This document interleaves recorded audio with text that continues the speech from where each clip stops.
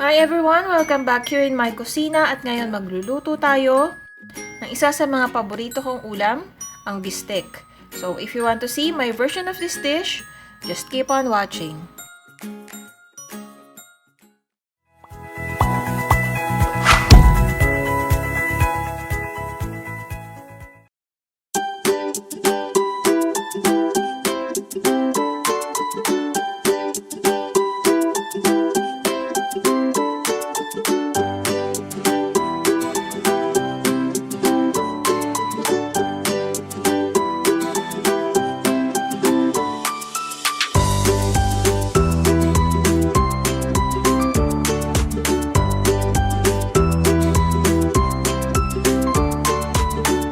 Welcome back guys! Bago tayo magluto, gusto ko lang i-welcome lahat ng bago nating subscribers. If you want to check out my previous videos, i-click nyo lang yung My Kusina icon sa lower left ng ating screen at i-direct na kayo doon sa homepage ng My Kusina.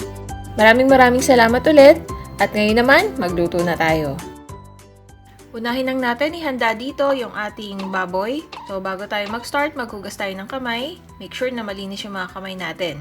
At aalisin ko lang itong part na to guys, para siyang film na makunat. Hindi kasi maganda na makonsume natin to or makain natin. So tsaga-tsagain lang natin ng konti at siguraduhin natin na maalis natin lahat yon, yung nakapaikot na yon dun sa ating baboy. Pwede nyo rin siyang putulin na ganyan, tapos slide nyo lang yung kutsilyo ninyo katulad yan. At madali nyo na siyang matatanggal. Kapag naalis na natin yan, hiwain na natin or slice na natin ng manipis yung ating baboy.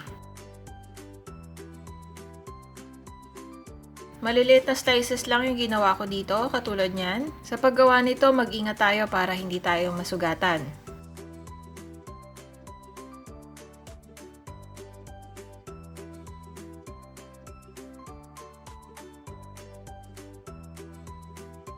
Okay, kapag natapos na yan, ilagay lang natin siya sa isang bowl at gumawa na tayo ng ating marinade.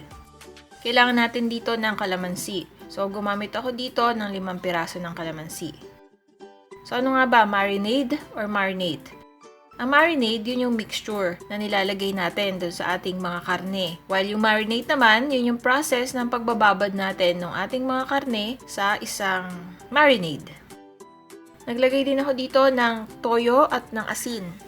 Ibababad lang natin to ng mga ilang minuto, no? Pero pinakamaganda yung 2 oras. Make sure lang na nasa mababang temperature or nasa loob siya ng ref para hindi magkaroon ng bacteria buildup. Kailangan din natin dito ng sibuyas. So, puting sibuyas ang ginamit ko, pero pwede rin kayong gumamit ng kulay pula. I-slice lang natin yan katulad nito, and then paghihiwa-hiwalayin natin siya. Now, yung mga dulo nito, dahil medyo maliit na, chop ko lang siya at gagamitin natin yan mamaya sa paggigisa. Nag-chop din ako dito ng bawang at nagpiga pa ako ng 10 piraso pa ng kalamansi.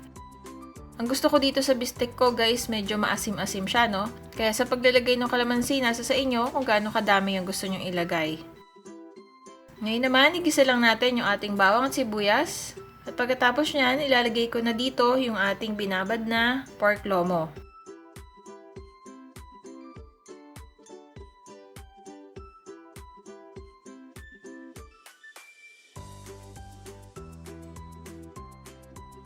Yung pagkakalagay ko, fina-flat ko lang siya. Para kapag naluto siya, flat siya.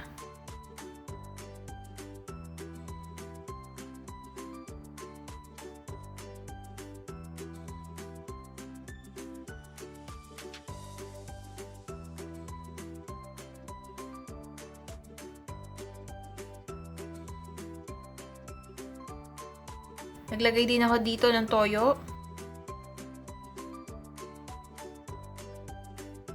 At ng oyster sauce. And then, ibibiling ko lang siya para pantay yung kulay niya at yung lasa. Ngayon naman, naglagay lang ako dito ng konting tubig at pakukuluin pa natin siya hanggang sa maluto. Nagdagdag din ako ng konting toyo dito guys. Paminta at saka asukal. Now, that is optional. Nasa sa inyo yon kung gusto nyo maglagay ng asukal.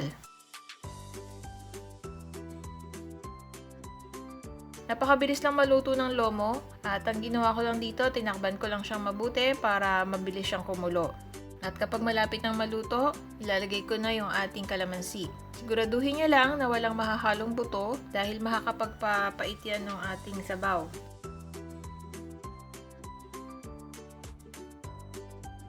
Tikman lang natin at pwede na tayong mag-adjust dito kung ano pa yung mga kulang na seasoning. At kapag malapit na siyang maluto, ilalagay ko na yung ating sibuyas. Haluin ko lang yan ng konti at tinakpan ko rin siya para mabilis siyang malanta. Kapag medyo nabebend na siyang ganyan, malambot na yung sibuyas, aalisin ko na to sa apoy. Now, nasa sa inyo kung gaano kahustong luto yung inyong sibuyas. Ako kasi gusto ko half cook lang siya kagaya niyan. So, ito na nga guys, ang aking version ng bistek. I hope I was able to share something good and helpful. If you have requests to share, just comment it down below. And I'll try my best to cook it for you. Thanks for watching and see you again on my next video.